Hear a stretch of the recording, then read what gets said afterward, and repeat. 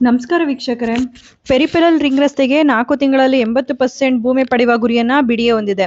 ಭೂ ಮಾಲೀಕರು 1 ತಿಂಗಳೊಳಗೆ 5 ಪರಿಹಾರ ಆಯ್ಕೆಗಳಲ್ಲಿ ಒಂದನ್ನು ಆಯ್ಕೆ ಮಾಡಲು ಕೇಳಲಾಗಿದೆ. ಕೆಲವು ಭೂ ಮಾಲೀಕರು ಮತ್ತು ಸ್ಥಳೀಯ ನಾಯಕರ ಪ್ರತಿರೋಧದ ನಡುವೆಯೂ ಬೆಂಗಳೂರು ಅಭಿವೃದ್ಧಿ ಪ್ರಾಧಿಕಾರ ಅಂದ್ರೆ ಬಿಡಿಎ 74 ಕಿಲೋಮೀಟರ್ ಬೆಂಗಳೂರು ವ್ಯಾಪಾರ ಕಾರಿಡಾರ್ ಅಂದ್ರೆ ಬಿಬಿಸಿ ಯೋಜನೆಗೆ ಅಂತಿಮ ಹಂತದ ಭೂ ಸ್ವಾಧೀನವನ್ನ ಪ್ರಾರಂಭ ಮಾಡಿದೆ. ಭೂ ಮಾಲೀಕರು 1 ತಿಂಗಳೊಳಗೆ 5 ಪರಿಹಾರ ಆಯ್ಕೆಗಳಲ್ಲಿ ಒಂದನ್ನು ಆಯ್ಕೆ ಮಾಡಲು ಕೇಳಲಾಗಿದೆ. ಎಲ್ಲವೂ ಯೋಜನೆಯಂತೆ ನಡೆದರೆ 4 ತಿಂಗಳೊಳಗೆ ಅಗತ್ಯವಿರುವ ಕನಿಷ್ಠ 80% ಭೂಮಿಯನ್ನು ಪಡೆದುಕೊಳ್ಳುವ ಗುರಿಯನ್ನ ಬಿಡಿಎ ಹೊಂದಿದೆ.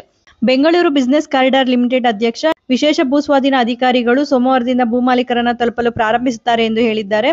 5 ಪರಿಹಾರ ಆಯ್ಕೆಗಳಲ್ಲಿ ನಗದು ಪರಿಹಾರ, ವರ್ಗಾಯಿಸಬಹುದಾದ ಅಭಿವೃದ್ಧಿ ಹಕ್ಕುಗಳು ಅಂದ್ರೆ ಟಿಡಿಆರ್, ಹೆಚ್ಚುವರಿ ಮಹಡಿ ವಿಸ್ತರಣೆ ಅನುಪಾತ, ಎಫ್ಎಆರ್, ಎಕ್ಸ್ಪ್ರೆಸ್ ವೇ ಪಕ್ಕದಲ್ಲಿರುವ ಅಭಿವೃದ್ಧಿ ಹೊಂದಿದ ವಸತಿ ಭೂಮಿ ಅಥವಾ ವಾಣಿಜ್ಯ ಭೂಮಿ ಸೇರಿವೆ.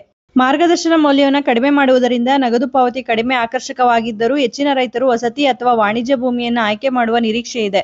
ರಿಯಲ್ ಎಸ್ಟೇಟ್ ಮತ್ತು ರಾಜಕೀಯ ಪ್ರಭಾವ ಹೊಂದಿದವರಿಗೆ ಟಿಡಿಆರ್ ಮತ್ತು ಎಫ್ಎಆರ್ ಆಯ್ಕೆಗಳ ಆಸಕ್ತಿಯನ್ನುಂಟು ಮಾಡುವ ಸಾಧ್ಯತೆ ಇದೆ. 74 ಕಿಲೋಮೀಟರ್ ಉದ್ದದ ಈ ಎಕ್ಸ್ಪ್ರೆಸ್ ವೇ ಮುಖ್ಯ ರಸ್ತೆಯ ಉದ್ದಕ್ಕೂ 8 ಮುಖ್ಯ ಪಥಗಳು, ಎರಡೂ ಬದಿಯಲ್ಲಿ 30 ಅಡಿ ಅಗಲದ 2 ಪಥಗಳ ಸೇವಾ ರಸ್ತೆಗಳು, ಭವಿಷ್ಯದ ಮೆಟ್ರೋ ಕಾರಿಡಾರ್ಗಾಗಿ ಯೋಜಿಸಲಾದ ಸೈಕಲ್ ಟ್ರ್ಯಾಕ್ ಮತ್ತು ಅಗಲವಾದ ಮೀಡಿಯನ್ ಅನ್ನು ಒಳಗೊಂಡಿರುತ್ತದೆ. ಒಟ್ಟು ಅಗಲ 65 ಮೀಟರ್ ಆಗಿದ್ದು, ಭೂ ಆಧಾರಿತ ಪರಿಹಾರವನ್ನು ಆಯ್ಕೆ ಮಾಡುವ ರೈತರಿಗೆ ಅಭಿವೃದ್ಧಿ ಹೊಂದಿದ ಫ್ಲಾಟ್ಗಳನ್ನು ಒದಗಿಸಲು ಹೆಚ್ಚುವರಿ 35 ಮೀಟರ್ಗಳ 9 ಎಸ್ಎಲ್ಒಗಳು ಈ ಪ್ರಕ್ರಿಯೆಯನ್ನು ನಿರ್ವಹಿಸುತ್ತಿವೆ. ಹಿನ್ನೆಲೆ ಕೆಲಸ ಬಹುತೇಕ ಪೂರ್ಣಗೊಂಡಿದೆ. ಬಿಡಿಎ ಬೆಲೆ ನಿಗದಿ ವರದಿಯನ್ನು ಅನುಮೋದಿಸಿದೆ ಮತ್ತು ಕೆಲವು ರಾಜ್ಯ ಸರ್ಕಾರ ಅನುಮತಿಗಳಿಗಾಗಿ ಕಾಯುತ್ತಿದೆ. ಮುಂದಿನ 3-4 ತಿಂಗಳೊಳಗೆ ಸ್ವಾಧೀನವನ್ನು ಪೂರ್ಣಗೊಳಿಸುವ ನಿರೀಕ್ಷೆ ಇದೆ ಎಂದು ಅವರು ಹೇಳಿದ್ದರು.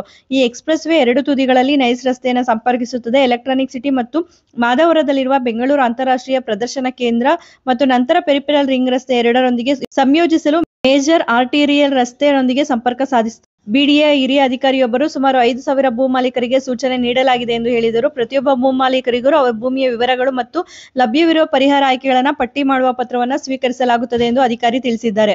ಆದಾಗ್ಯೂ ಹಲವು ಭೂ ಮಾಲೀಕರು ಈ ನಿಯಮಗಳನ್ನು ವಿರೋಧಿಸಿದ್ದಾರೆ ಮತ್ತು 2013ರ ಭೂ ಸ್ವಾಧೀನ ಕಾಯ್ದೆಯಡಿ ಪರಿಹಾರವನ್ನು ಕೋರುತ್ತಿದ್ದಾರೆ. ಕೆಲವರು ನ್ಯಾಯಯುತ ಮಾರುಕಟ್ಟೆ ಮೌಲ್ಯವನ್ನು ಕೋರಿ ಹೈಕೋರ್ಟ್ಗೆ ಮೊರೆ ಹೋಗಲು ಯೋಜಿಸುತ್ತಿದ್ದಾರೆ. ಅಷ್ಟೇ ಅಲ್ಲದೆ ಕೆಲವೊಂದು ಭಾಗಗಳಲ್ಲಿ ಸ್ಟೇ ಅನ್ನು ಕೂಡ ತರಲಾಗಿದೆ. ಈ ಎಲ್ಲ ಪ್ರಮುಖ ಬೆಳವಣಿಗೆಗಳ ನಂತರ ಯಾವೊಂದು ನಿರ್ಧಾರಕ್ಕೆ ಬರುತ್ತೆ ಅನ್ನೋದನ್ನ ನೋಡ್ಬೇಕಾಗುತ್ತೆ. ಈ ಒಂದು ಮಾಹಿತಿ ಉಪಯುಕ್ತ ಆಗಿದೆ ಅಂತ ಭಾವಿಸ್ತೀನಿ. ಯಾರೆಲ್ಲ ಹೊಸದಾಗಿ ನಮ್ಮ ಚಾನಲ್ನ ನೋಡ್ತಾ ಇದ್ದೀರಾ ಸಬ್ಸ್ಕ್ರೈಬ್ ಮಾಡ್ಕೊಂಡು ನೋಡಿ.